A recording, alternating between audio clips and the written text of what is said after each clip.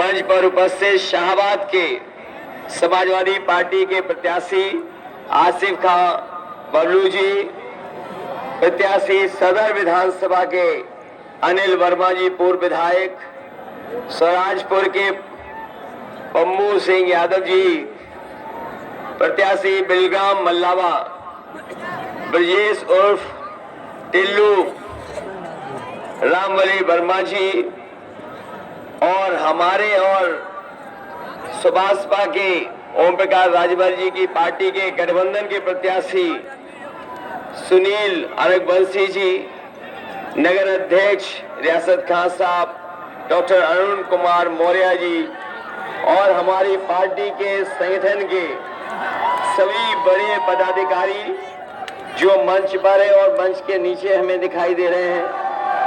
दूसरे मंच पे भी समाजवादी पार्टी के बहुत ही जिम्मेदार कार्यकर्ता नेता हमें दिखाई दे रहे हैं। सभी समाजवादी पार्टी के नेता कार्यकर्ता साथी और इस चुनावी जनसभा में उपस्थित हमारे सभी आदरणीय बुजुर्ग, किसान भाई, नौजवान साथी, माताएं बहनें और पत्रकार बंधुओं, मैं सबसे पहले आप सबका बहुत बहुत धन्यवाद और आभार प्रकट करना चाहता हूं।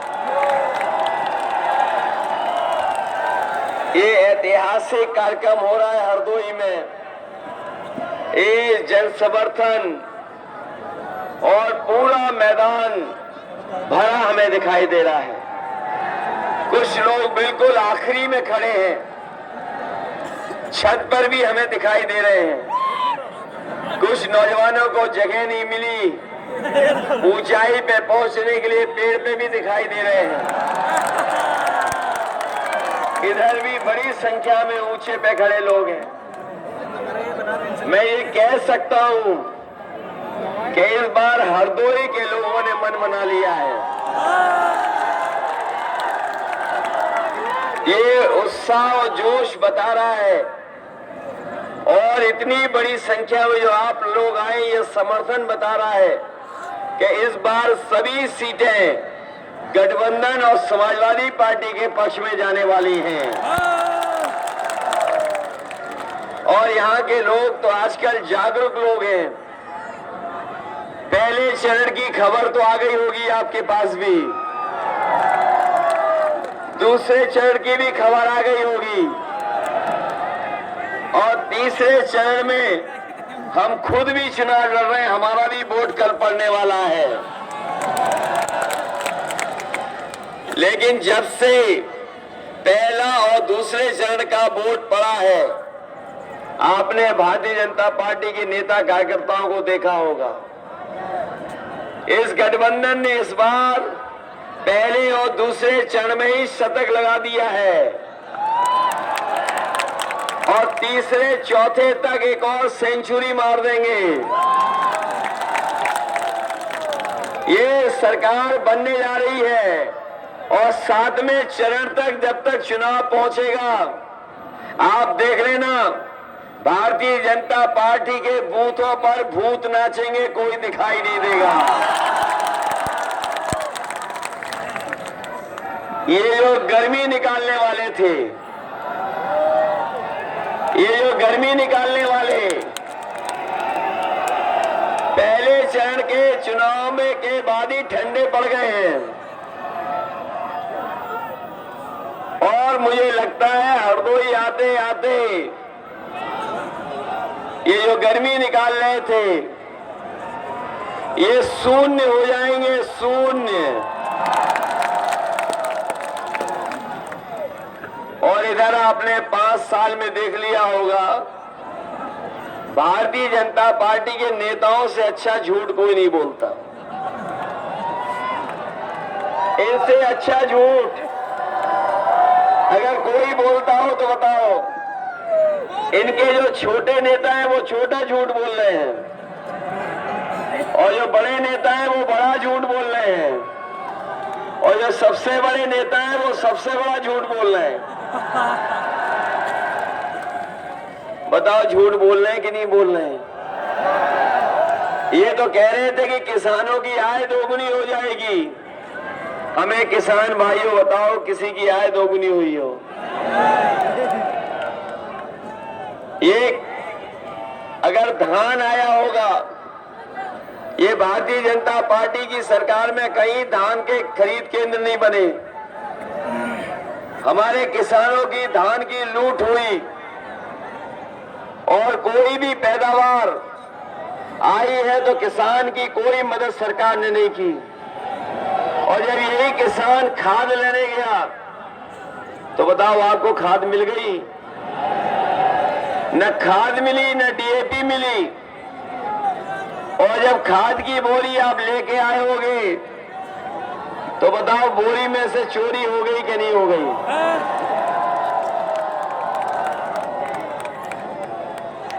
बोरी में से ही चोरी कर ली। और यही भारतीय जनता पार्टी के कह रहे थे सरकार बनेगी उनकी तो गरीब जो हवाई चप्पल में चलेगा वो हवाई जहाज में बैठेगा। जब से डीजल पेट्रोल महंगा हुआ है, हमारा गरीब अपनी गाड़ी नहीं चला पा रहा है और नौजवान अपनी मोटरसाइकिल नहीं चला पा रहा। पेट्रोल पहुंच गया, कहां पहुंच गया है सोचो आप। और ये अगर दोबारा आ गए तो देख लेना, ये पेट्रोल 200 रुपए में बिकवाएंगे, 200 रुपए में।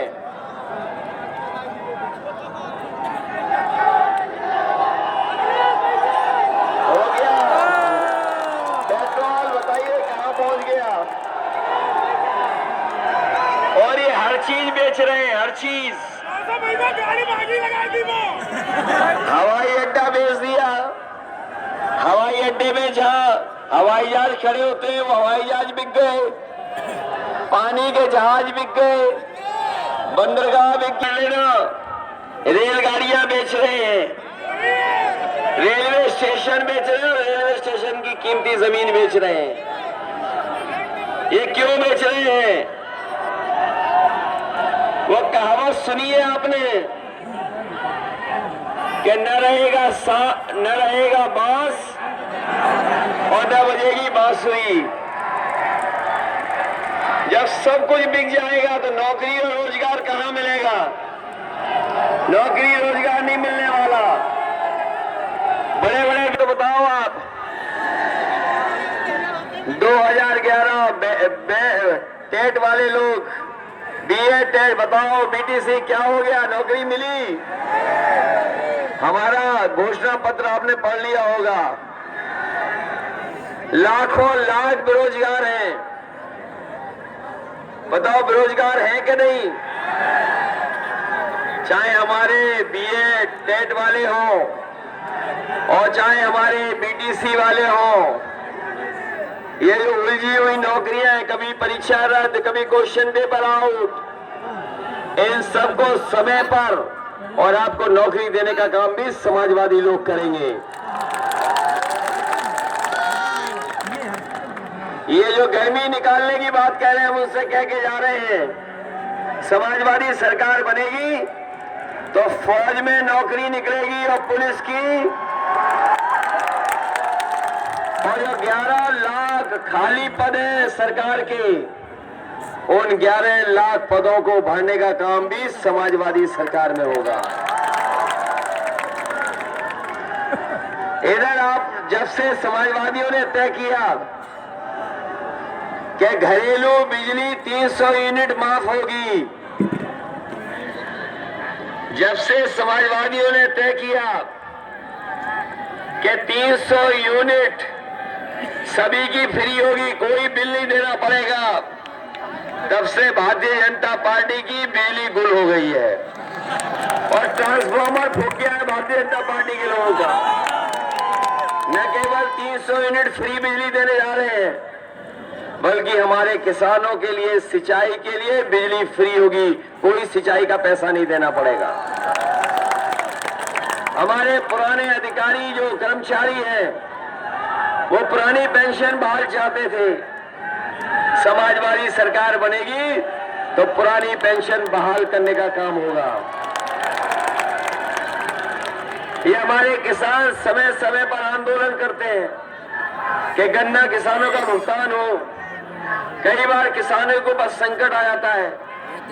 समाजवादी पार्टी ने तय किया है कि किसानों के लिए अगर अलग से पैसा बजट का रखना पड़ेगा किसानों की मदद के लिए, तो बजट से अलग से पैसा रख करके, चाहे हमें किसान गन्ने का भुगतान करना पड़े या कभी नुकसान हो जाए किसानों का मदद करनी पड़े, तो उस पैसे से किसानों की मदद कर करके उनका नुकसान नहीं होने देंगे। समाजवादी पार्टी ने तय किया है। इधर आपने अखबार पढ़ा होगा कि 28 बैंकों का पैसा लेकर के एक उद्योगपति भारत छोड़ के चला गया। नहीं पड़ा, 28 बैंकों का पैसा 22,000 करोड़ से ज्यादा एक उद्योगपति लेके भाग गया। हम और आप लोग अगर बैंक में पैसा लेने जाएं तो हमें अपनी जमीन रखनी पड़ती है, मकान गिरवी रखना पड़ता है। 28 बैंकों का पैसा 28 बैंकों का पैसा लेके भाग गया। आप जानते होंगे कहां का था वो व्यापारी, और ये पहली बार नहीं भागे, पहले भी भागे थे, याद कीजिए।